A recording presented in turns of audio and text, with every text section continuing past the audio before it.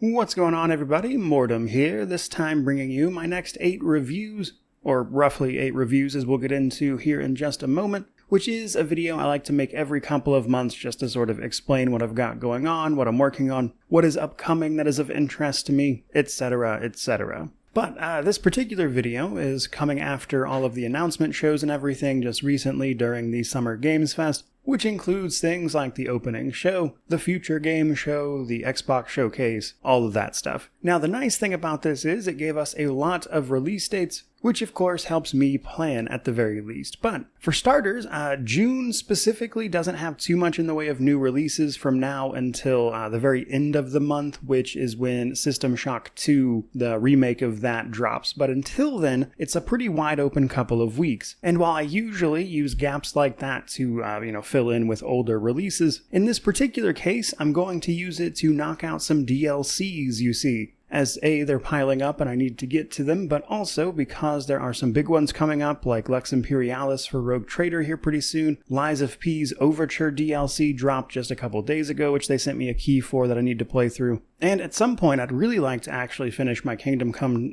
Deliverance 2 hardcore mode playthrough, which I just haven't had the time for because it takes a minute. And that is, of course, just counting what I have to do work-wise. You see, it's the middle of summer right now, and my son has started school last year, and thus he's actually off for summertime. And I have events planned with him that are, simply put, more important. Now, there will still be videos coming out and everything, of course, but over the next 2 or 3 weeks until probably right around the end of June, my focus is going to be on those DLCs, a few things that are just a little bit easier, albeit maybe a little time-consuming, before getting back to the full game release reviews when those games actually start releasing. But there is actually one slight exception to that, because this video is going up on the 11th, and I'll actually have a review of a game up tomorrow that I can't really talk about at the moment. And thus you will actually get a review out of me pretty quickly, at least in terms of full games and not DLCs and the like. Now, once all of that is sort of over and we push on to the end of the month, we, as I already mentioned, kick it off with System Shock 2's remake, which is launching on June 26th. This one is also being done by Night Dive Studios, who already remade the first System Shock, which they did a very fantastic job with, and having never played System Shock 2, it's obviously a game I need to get around to, and this provides a very convenient time to do just that. So I'm looking forward to playing that classic. But once we get into July is when the sort of proper new releases will actually start. Now, the first one does not have a set release date in July just yet, but it is an indie CRPG called The Necromancer's Tale. I've been keeping an eye on this one for a while. I've covered its demo previously, recently mentioned it in a Steam Next Fest video, but essentially it's a mostly narrative CRPG with some combat elements and stuff that is all about your journey to becoming a proper necromancer after returning to your home as a result of the death of your father, who had this ritual book that you slowly learn rituals from, including how to do things like raise the dead. It's honestly, just from having played it a couple times via its demo, going to be a very niche game, but I really like what they're trying to do there, and I will absolutely be making time for that one. Now, where things get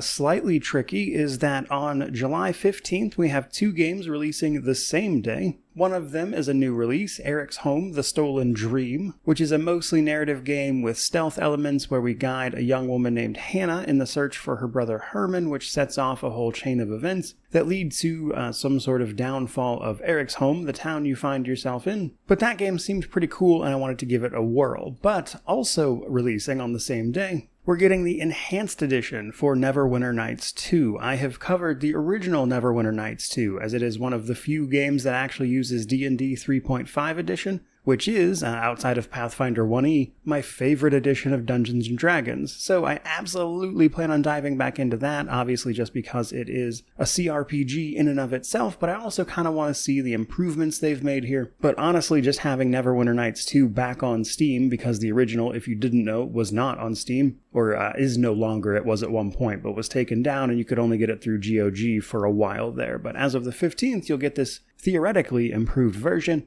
And you better believe I'm going to check that out, of course. But mostly I'm kind of excited for people to get the chance to play through Mask of the Betrayer for themselves. A little later in July, we have the release of upcoming Souls-like Wuchang Fallen Feathers, a sort of dark and gritty action Souls-like title set during the late Ming Dynasty. This game looks fun to me, but I think realistically it might have a bit of a challenge setting itself apart in a market that's kind of just flooded with these types of games right now. Either way though, up my alley, so of course I'm going to play it. And that actually brings us into August. So on August 8th, at the beginning of the month, we see the release of Mafia The Old Country, which is a sort of prequel, basically, as it's set in the early 1900s of Sicily, and discusses the origins of the Mafia there. Which, of course, means it predates the other Mafia titles, and in that way, seems like a pretty good place to jump into the Mafia series, which I haven't really played much of outside of a little bit of the third one. Excited to jump in and take a look at that one, though. From what I understand, it's a relatively small linear adventure with a big focus on its narrative and sort of dramatic storytelling. So I don't imagine that will be a particularly gigantic game to get through, which I mention specifically because the rest of August is very, very quiet.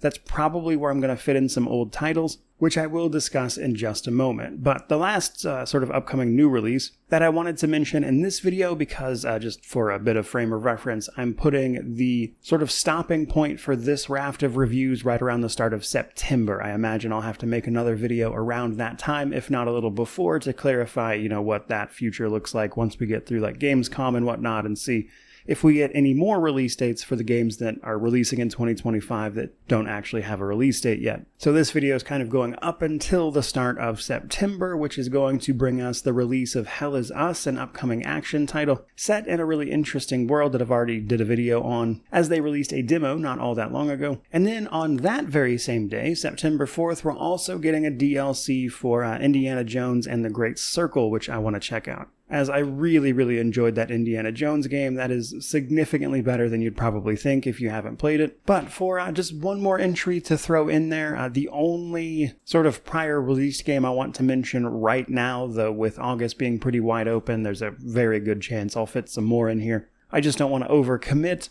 And so for now, the only one I'm going to list is Avernum 3. You see, Avernum 3 is the only game left in the original trilogy I have yet to play, as I've done Avernum 1 and 2 just earlier this year. But the reason for this is that the remake of Avernum 4 is coming also at the end of the year. And while Avernum 4 does sort of mark the start of a new trilogy, I want to play the previous games before I get to that one, and Avernum 3 is the only one left, and I kind of want to see what happens at the conclusion of that narrative arc, because say what you will about Spiderweb Software's games, I do really enjoy the writing. But as for this video, I think that pretty much wraps it up. That probably gives people a pretty good idea of what to expect out of me over the next couple of months. And probably sometime, in August or around the start of September, I'll drop another one of these videos talking about everything past that point, including games like, of course, Final Fantasy Tactics, which is releasing late in September, The Outer Worlds 2 in October, or the many other games I want to check out this year that just straight up don't have release dates yet. So, still plenty of more to go. Hope you enjoyed the video. Hope you ultimately enjoy what is coming up with these reviews and whatnot. But if you're looking forward to any of that, or if you have any opinions on them, by all means, drop it down in the comment section below, which of course means to like, comment, subscribe, all that YouTube jazz.